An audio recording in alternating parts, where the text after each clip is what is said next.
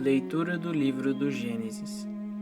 Israel amava mais a Jacó do que a todos os outros filhos, porque ele tinha nascido na velhice, e por isso mandou fazer para ele uma túnica de mangas longas.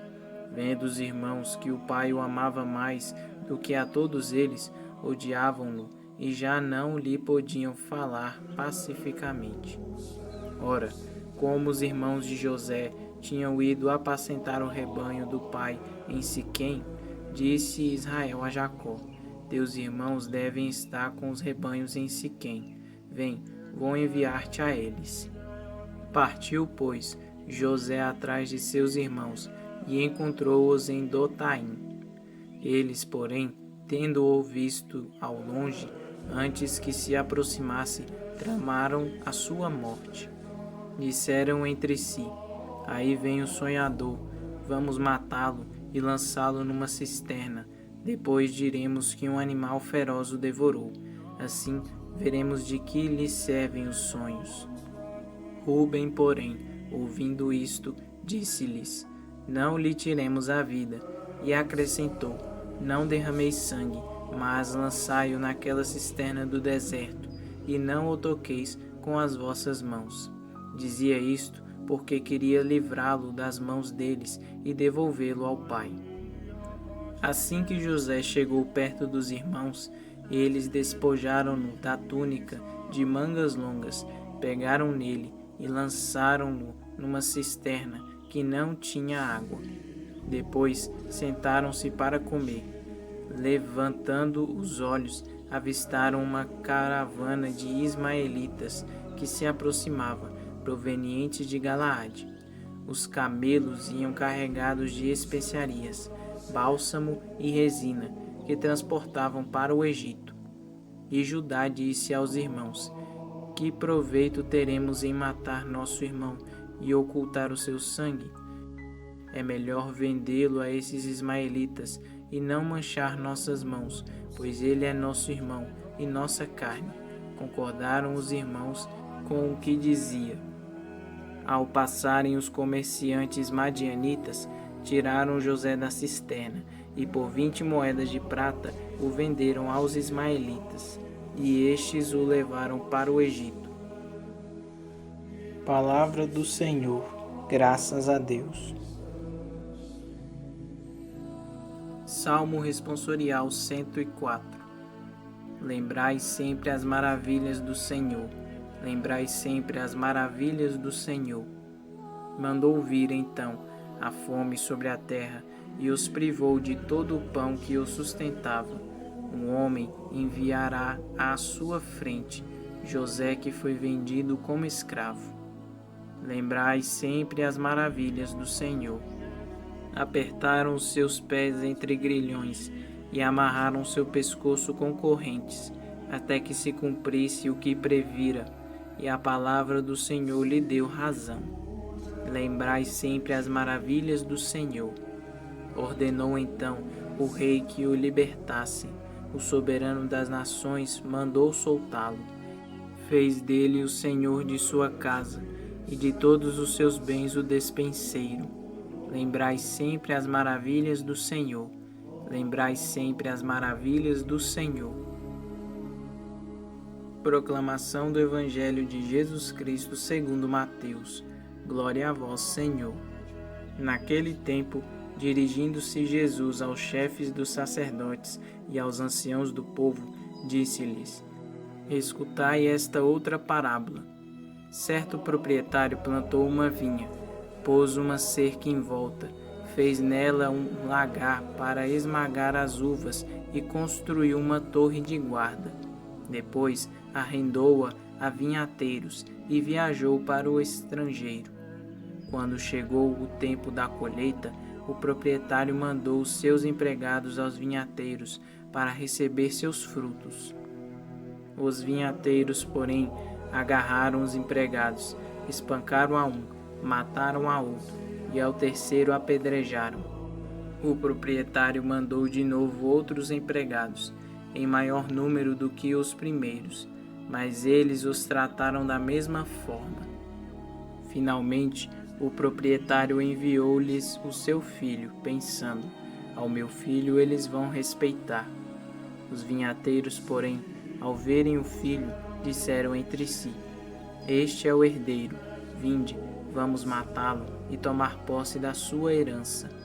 Então agarraram o filho, jogaram-no para fora da vinha e o mataram. Pois bem, quando o dono da vinha voltar, que fará com esses vinhateiros?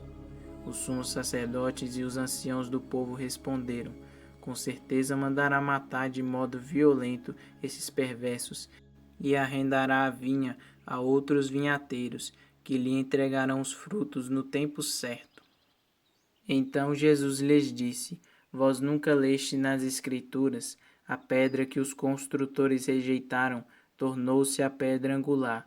Isto foi feito pelo Senhor e é maravilhoso aos nossos olhos.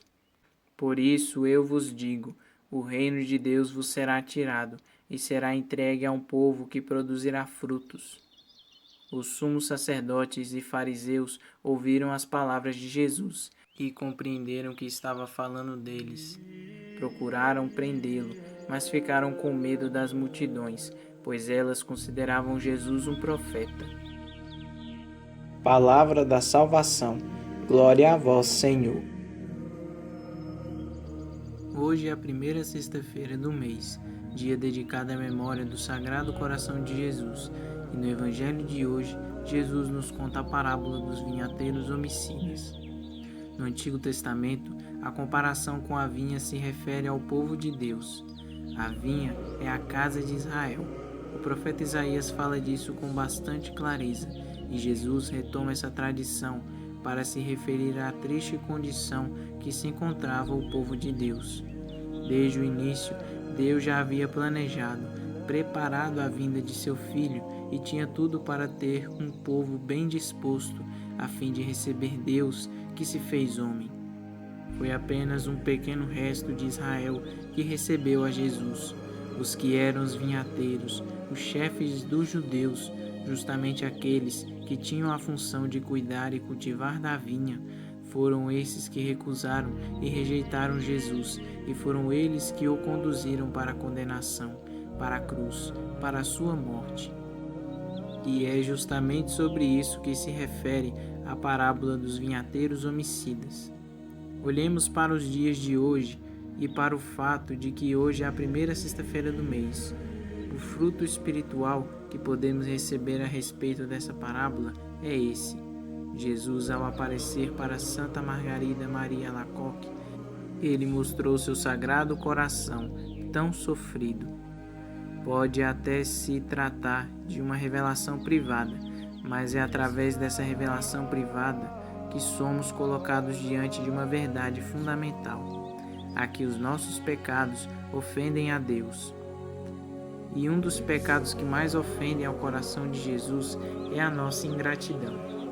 Ou seja, nós que somos o povo escolhido de Deus, nós que recebemos a revelação sobre o grande amor de Deus por nós, um amor tão grande que foi capaz de se fazer homem para que todo aquele que nele crê não pereça, mas tenha a vida eterna.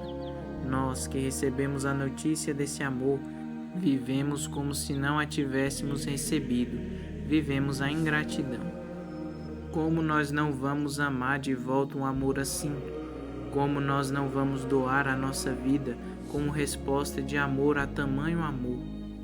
Então Jesus, mostrando seu coração ferido com a nossa ingratidão, a Santa Margarida Maria Alacoque, ferido com o fato de que seu amor não foi correspondido, e de todas as ofensas, a que mais fere o coração de Jesus, diz ele, é a ingratidão das almas a mim consagradas.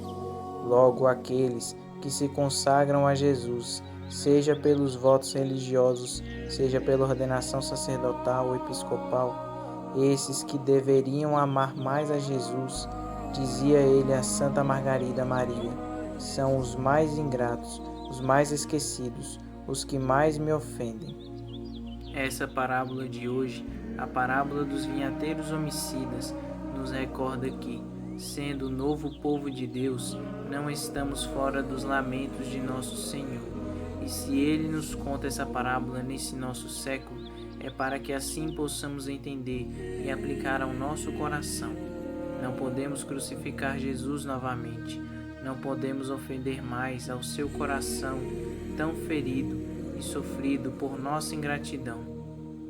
Nesse tempo de Quaresma, é tempo favorável para amarmos mais, de crescermos no amor. Se você ainda não fez nada nessa Quaresma, vamos lá, ainda dá tempo. É sexta-feira, procure uma igreja, procure o sacrário e aí diante de Jesus sacramentado, procure renovar na oração seus propósitos de amor. Se você está em pecado mortal, procure um confessor e volte ao estado de amizade com o Senhor para amar de volta esse amor que tanto nos amou.